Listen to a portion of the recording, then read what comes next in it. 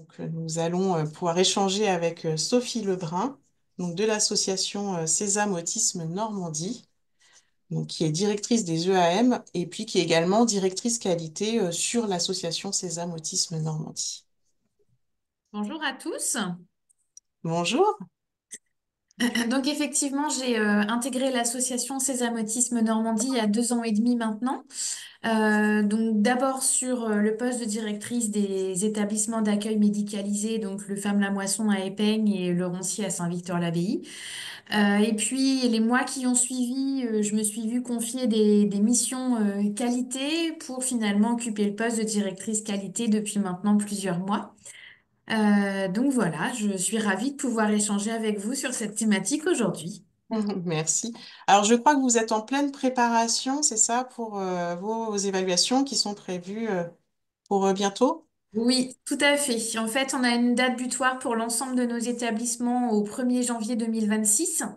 Donc là, on a commencé à prendre contact avec des évaluateurs et on a d'ailleurs signé un contrat avec un prestataire. Donc on commence tout doucement à organiser l'évaluation externe qui aura lieu à la rentrée 2025 sur la période septembre-octobre. Alors, donc justement, quelle démarche a été initiée sur le recueil des plaintes, réclamations et EI? Qu'est-ce qui existait déjà? Alors, quand je suis arrivée, moi, au sein de l'association, il y avait déjà des choses qui avaient été développées plus sur le versant sanitaire, puisque l'association dispose aussi d'un hôpital de jour. Et en fait, on avait un formulaire de déclaration des événements indésirables, un formulaire de déclaration des plaintes et réclamations. Donc l'idée, c'était de pouvoir étendre ces outils sur l'ensemble de l'association et de développer aussi, au-delà du formulaire papier, un logiciel qualité pour que les professionnels puissent aller déclarer directement sur l'outil informatique. On s'est assez rapidement rendu compte qu'on n'était pas forcément très bien équipé en matériel ou qu'on avait des connexions Internet qui n'étaient pas suffisamment puissantes pour développer tout ça. Donc on a malgré tout poursuivi dans cette démarche en donnant la possibilité aux professionnels d'accéder à l'outil informatique grâce à un accès générique. Donc tout le monde a eu les codes génériques pour pouvoir consulter les bibliothèques de documents et faire les déclarations. Mais on a souhaité poursuivre, au moins pendant une période de transition, les formulaires papier pour que les professionnels puissent aussi déclarer papier et finalement qu'on les incite à déclarer. Pour les plaintes et réclamations, ça a été un petit peu différent puisque finalement, sur les établissements où moi je suis en poste, j'ai diffusé en fait la trame de documents en CVS, on a diffusé auprès des familles. Mais en fait, on s'est rendu compte que l'outil n'était pas utilisé, ce qu'on peut tout à fait comprendre, puisqu'en général, quand on n'est pas content, on va le dire, on va prendre le téléphone, on va envoyer un mail, mais on va pas forcément demander le formulaire pour faire preuve de son mécontentement. Donc on a un petit peu fait évoluer notre façon de faire en se disant qu'en fait, comme vous l'avez dit dans la présentation, une plainte, une réclamation, ça reste un événement indésirable. Et du coup, on a fait évoluer notre grille au niveau des typologies. On a rajouté, première case, plainte et réclamation. Et en fait, ce sont aux professionnels qui reçoivent le mécontentement de faire une déclaration d'événement indésirable, soit en ligne, soit sur papier, mais en tout cas de faire remonter l'information. Et il n'y a pas très très longtemps, on s'est dit que pour communiquer encore davantage sur le sujet, on a fait un petit flyer à destination des professionnels pour justement leur expliquer que c'était aussi de leur responsabilité de faire une déclaration de oui quand ils recevaient une plainte ou une réclamation d'un usager ou d'une famille. Donc ça s'est plutôt bien mis en place. Et puis en parallèle, on a aussi des journées de sensibilisation à la qualité où en fait je présente aux professionnels justement le logiciel qualité et on reprend les déclarations d'événements indésirables et j'insiste aussi sur ce point-là. Ok. Et donc, comment dire, comment ça se passe chez vous? Qui reçoit? Comment vous traitez derrière? Enfin, voilà, comment ça se passe en interne sur votre circuit? Alors en fait, le logiciel, il est programmé de telle manière que les responsables de service et les directeurs reçoivent ce qui concerne leur périmètre d'intervention. Et du coup, moi aussi, avec ma casquette qualité, je reçois toutes les déclarations qui sont faites sur l'ensemble de l'association. Après, on a différentes façons de traiter. En fonction des secteurs, il y a des habitudes de fonctionnement qui sont différentes. Par exemple, sur le dispositif enfant-adolescent, tous les mois, il y a un temps d'échange qui est programmé en équipe pluridisciplinaire avec la responsable de service, le médecin, la psychologue, l'infirmière, les professionnels concernés. Et donc, on se met tous autour de la table et on reprend toutes les déclarations une par une et on apporte des éléments de réponse ensemble. Sur d'autres sites, c'est pas mis en forme comme ça, puisqu'on a eu des turnovers au niveau de l'encadrement, autant au niveau des responsables de service que sur les directions. Et du coup, c'est plutôt un peu au cas par cas, de manière ponctuelle. En tout cas, moi, quand je vois que je reçois un certain nombre de déclarations et qu'il n'y a pas forcément de traitement qui est mis en place automatiquement derrière, je sollicite les personnes concernées pour qu'on en échange ensemble et qu'ils puissent apporter les éléments de réponse parce que, bien évidemment, moi, je ne sais pas forcément tout ce qui se passe partout et ce qui est mis en place. Et sur les foyers d'accueil médicalisés, du coup, c'est plutôt un travail que je fais en lien avec les responsables de service directement. Ok. Et qui fait le retour aux déclarants dans ces cas-là? Alors c'est pareil, ça peut dépendre de la situation. Certains professionnels, je pense aux secrétaires, aux infirmiers, ont des codes nominatifs sur notre logiciel qualité. Donc au fur et à mesure qu'on va apporter des éléments de réponse, ils vont recevoir une notification avec ces éléments de réponse-là. On a aussi des CREX, donc les personnes qui vont avoir déclaré un événement qui va être présenté en CREX sont invitées aussi à participer au CREX, donc ils auront le retour en direct au fur et à mesure des échanges. On a aussi une lettre d'info qualité trimestrielle. Donc dans la lettre d'info, il y a aussi des petits focus sur les déclarations, les analyses, et puis ça peut être tout simplement aussi le responsable de service sur le terrain, soit dans un échange formel à l'occasion d'une réunion, par exemple, soit de manière informelle avec le professionnel concerné. Ça peut être tous ces canaux-là. Et quand vous identifiez un événement analysé, comment ça se passe? Qui participe à l'analyse? Enfin, comment vous fonctionnez? Comment êtes-vous organisé? Alors, du coup, un événement analysé, soit ça va être un événement suffisamment grave pour qu'on se dise là, effectivement, il faut plus que ça se reproduise, donc il faut qu'on l'analyse.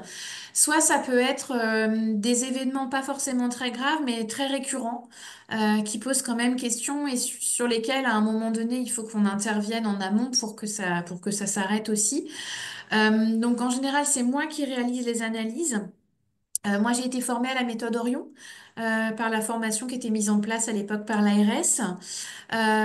Et en fait, ce que je fais, c'est que je reprends la déclaration et puis bah, concrètement, je vais sur le terrain, je vais rencontrer les personnes concernées.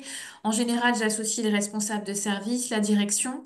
Et puis, ça me permet de recueillir bah, l'ensemble des éléments, d'établir la chronologie, d'identifier effectivement des facteurs contributifs. Et une fois que tout ça c'est réalisé, j'identifie des propositions d'action, toujours en lien avec ce que j'ai pu entendre et les différents échanges qu'on a pu avoir. Et tout ça est présenté en CREX. On a un CREX associatif tous les trimestres.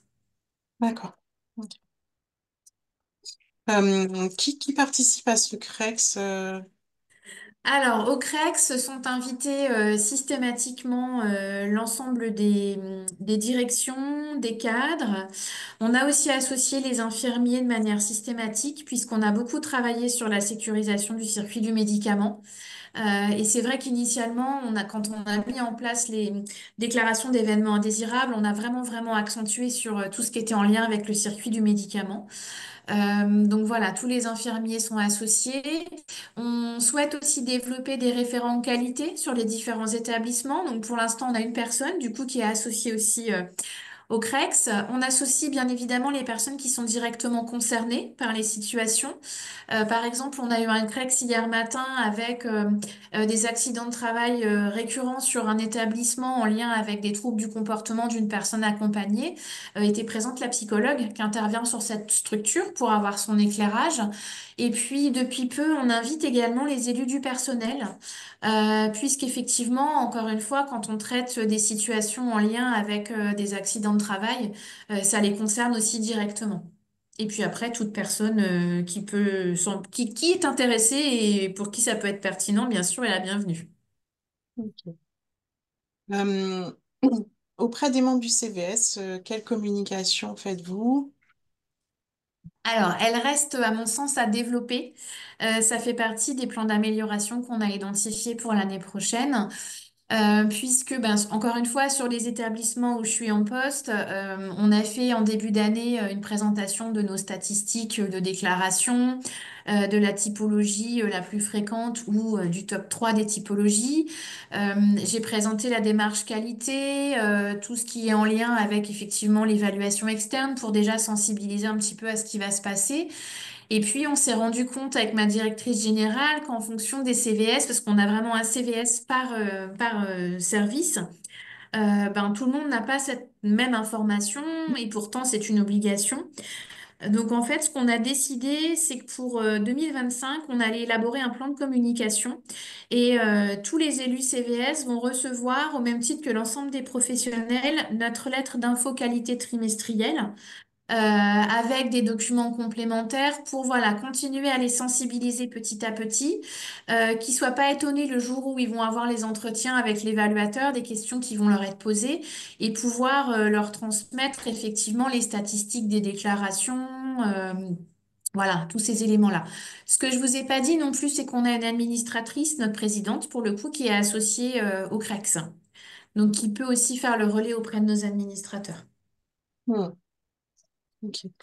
Et donc pour d'ici l'évaluation, donc pour l'année 2025, qu'avez-vous identifié comme action d'amélioration donc au-delà du CVS? En avez-vous identifié d'autres ou, Ben, il faut vraiment qu'on continue à sensibiliser les professionnels, donc par le biais de la sensibilisation qualité qui a lieu tous les 2 mois à peu près. Parce que souvent la qualité, c'est vraiment flou. Moi, je fais tout le temps un tour de table au début de la journée. Et quand on parle qualité, ben, c'est vague, les gens savent pas trop. Et puis finalement, quand la journée se termine, ils me disent, bah oui, c'est vrai, on y voit beaucoup plus clair. Maintenant, on sait ce que c'est, ils connaissent les outils et il y a des professionnels qui me ressollicitent après en me disant, bah du coup, je me suis connectée, c'est bon, ça marche bien, je peux déclarer. Donc, je pense que voilà, il faut continuer à sensibiliser. Après, on a aussi un gros travail en cours avec les équipements informatiques. Donc, on a sur les différents établissements des problématiques différentes. On a du matériel en cours d'acquisition. On a aussi un travail pour installer la fibre sur un établissement qui est tout au bout d'une commune. Et voilà, c'est programmé dans les semaines qui viennent. Mais il faut vraiment qu'on soit opérationnel au niveau informatique sur l'ensemble des structures pour que tout le monde soit aussi en capacité d'aller directement sur le logiciel. Parce qu'au-delà de pouvoir déclarer en ligne, il y a, comme je disais tout à l'heure, toute la bibliothèque de documents qui est à disposition avec toutes les recommandations de bonne pratique, toutes les procédures qu'on a pu développer. Et ça, voilà, il faut que tout le monde réussisse à être autonome à ce niveau-là et à se mettre en condition de pouvoir aller faire des recherches s'ils sont sollicités sur un sujet X ou Y, en fait. hmm. Voilà. Merci bien. Vous avez pu voir, je suppose, le nombre d'augmentation de déclarations du coup évoluer, augmenter au fil du temps. Ouais. Oui, ah oui, oui, énormément. Oui, oui. C'est impressionnant parce que les courbes, elles vont vraiment crescendo. Donc oui, c'est une belle réussite avec des taux de traitement qui sont assez rapides. Donc voilà, moi, je me mets un petit temps, à peu près une fois par semaine, au moins pour avoir le temps de lire ce que j'ai reçu, ce que j'ai l'alerte. Donc je regarde, en fait, je regarde si c'est urgent ou pas en première intention. Et après, je les reprends vraiment pour voilà, bien en prendre connaissance. Et puis au fur et à mesure, comme je vous disais tout à l'heure, programmer éventuellement des temps avec les collègues. Mais oui, oui, c'est vraiment une belle réussite. Et aussi au niveau des plaintes et réclamations, on a quand même un nombre qui est significatif. Donc c'est hyper positif. Et je dirais que là-dessus aussi, il faut accompagner les équipes parce que quand on est arrivé à la 500e déclaration, j'ai fait un petit mail à tout le monde en disant c'est super, on est arrivé à 500. Et en fait, moi, mon côté hyper positif a pas forcément été bien vécu par certains professionnels qui m'ont dit, mais je comprends pas pourquoi vous êtes contente qu'on ait des événements indésirables, en fait. Et donc, il a fallu que j'explique que j'étais pas spécialement contente qu'on ait des événements indésirables, mais qu'en fait, on en a tous et que ce qui est important, c'est de les déclarer, en fait. Hmm. Donc, voilà, c'est tout un apprentissage et une culture à mettre en place. Ouais, tout à fait. Bah, merci bien en tout cas à vous Merci pour, à vous. pour ce témoignage et puis on vous souhaite une belle évaluation. C'est gentil.